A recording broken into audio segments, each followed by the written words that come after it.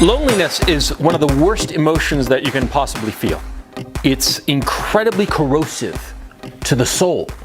It leads you, quite frankly, when you start feeling lonely consistently, you just start spiraling down the tubes. Yeah, and it really is kind of like the end.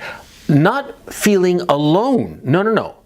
Loneliness. The difference between loneliness and being alone is very obvious. And just to clarify, being alone is that you're not with anybody. You're on your own. Perhaps you're doing something that requires you to be alone and fully concentrated or whatnot.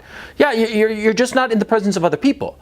But loneliness is the feeling that you don't matter to anyone, that there is no one in your life for whom you matter. And this is a very different feeling, because you can feel lonely in a room full of people. And of course, by the flip side, you can be completely alone on a desert island, but not feel lonely because you know that you matter. Now, where does this feeling come from? Well, it comes from two sources, actually. Number one, it comes from our need to have people, to belong to a social group, to be collectivists.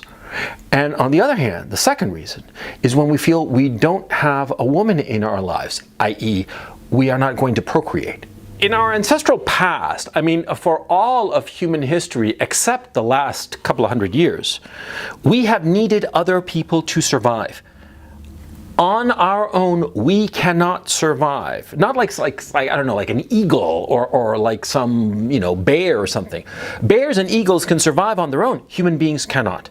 For the simple reason that, say, a female human being cannot raise a child and generate enough calories, gather enough resources for herself and her child to survive. So human beings need to be in groups, need to be in pairs, and need to be in larger tribes. And so the feeling of loneliness, of course, quite naturally, comes from the sense that we are not a part of a tribe, of a group, of a collective. When we do not feel that we are a part of a tribe or a group of a collective, we feel incredibly depressed, because what's really going on is that we are incredibly fearful. We are fearful because throughout our evolution, we have needed other people to survive. And when we are without such a group, without such a tribe, we feel desperate, panicked, we feel depressed, we feel lonely. And incidentally, from this feeling, this need that we have to be with other people, to be part of a group, we are willing to sacrifice everything that we believe in, our deepest held principles, in order to continue to belong to our group.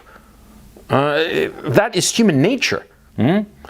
People will never go against their group, or let me rephrase that, the vast majority of people will never go against their social group for the sake of their principles.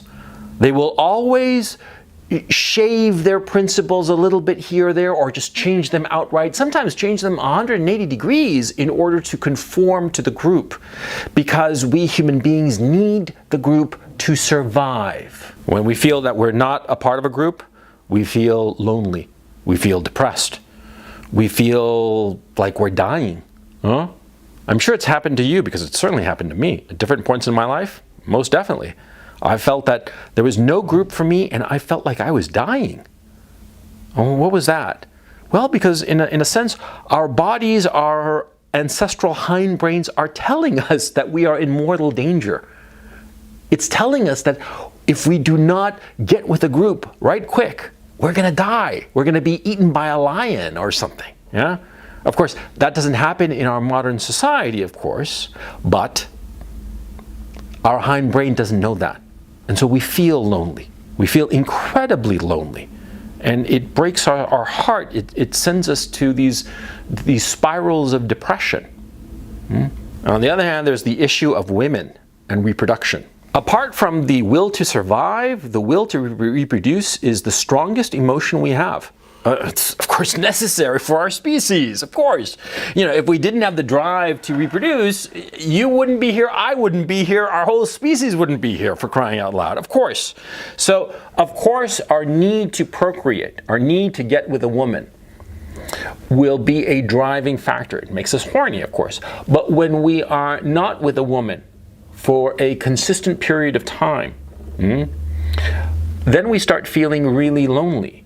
Why? It's the same mechanism.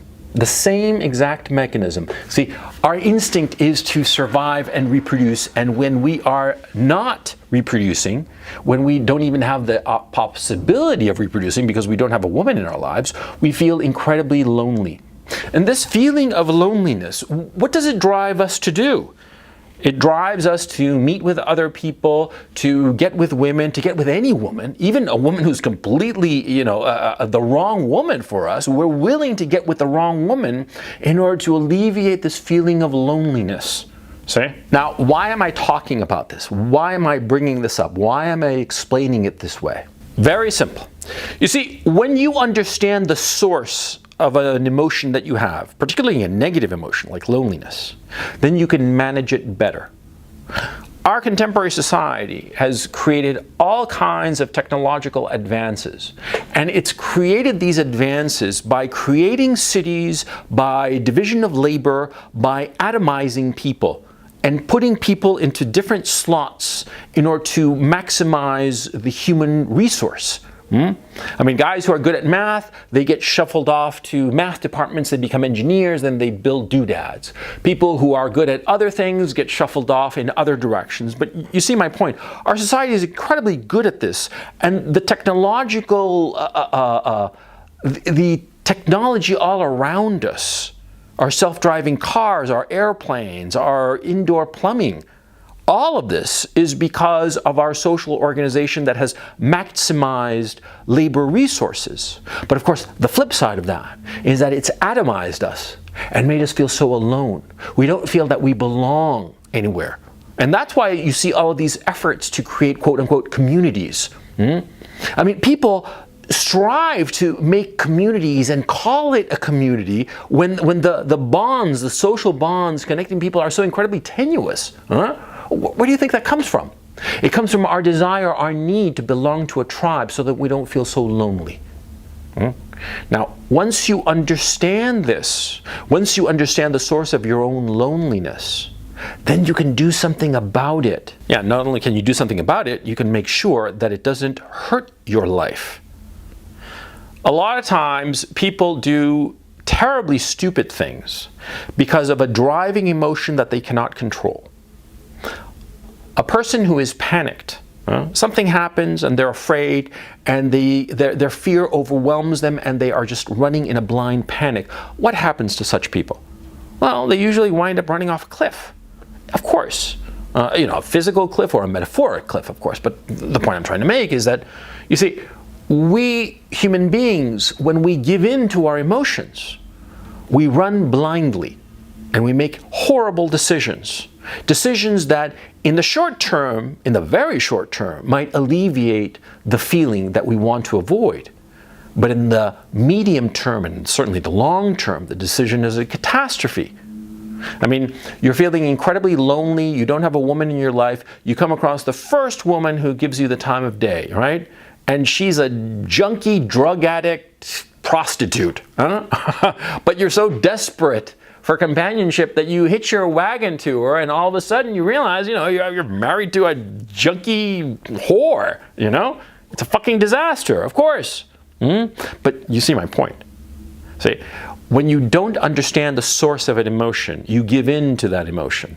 You give in to that emotion blindly, and you accept the first solution to the problem that you might happen to have, the first a balm to this negative emotion, no matter how bad it is. And that is what you have to avoid. Yeah, it's incredibly difficult, but you must do it. You must avoid the temptation of grabbing on to the first life vest that passes your way when you're in the grips of loneliness. I mean, young people, they fall into gangs. Why do they fall into gangs? Because they feel threatened, they feel alone. And they wind up joining some gang in order to alleviate this symptom. And of course the gang causes all kinds of problems worse than the loneliness. You feel incredibly lonely and you want a woman in your life. You latch on to the junkie whore. And that causes even more problems than the loneliness you had. You see my point? See, what do I always tell you? You have to use your reason, your logic, your acquired knowledge, and your experience to control your emotions, especially the most powerful ones, because the most powerful emotions, such as loneliness, those most powerful emotions can make you make the worst decisions, the decisions that will ruin your life. You're thinking about your life now. You're thinking how lonely you feel. You're thinking that you want to alleviate this loneliness. And then what do you have to do? You have to dissect the emotion and understand where it's coming from. Understand if it's coming from the fact that you don't have a social group around you that supports you, that gives you the sense of protection that you need. Or is it because you feel that you don't have a woman in your life? Either of those two cases, you have to understand which it is and then solve that problem. And solve it systematically. Apply your rational mind to solving this problem. You can solve a Sudoku. You can figure out the problems with computer code or some shit like that, yeah? Well, apply that brain power to this problem, which is much simpler. Because there are lots of ways that you can alleviate this feeling of loneliness, both of not having a woman in your life and of not having a social group. It's very easy to solve this once you apply brain power to it. And that's what you have to do. Apply brain power to the problem. There are lots of ways to fix the problem of loneliness. Like for instance, you don't have any friends or you don't feel that you have a group of friends. Well, join some club of some interest, no matter how geeky the interest might be, no matter how uncool the group might happen to be. They could be older people.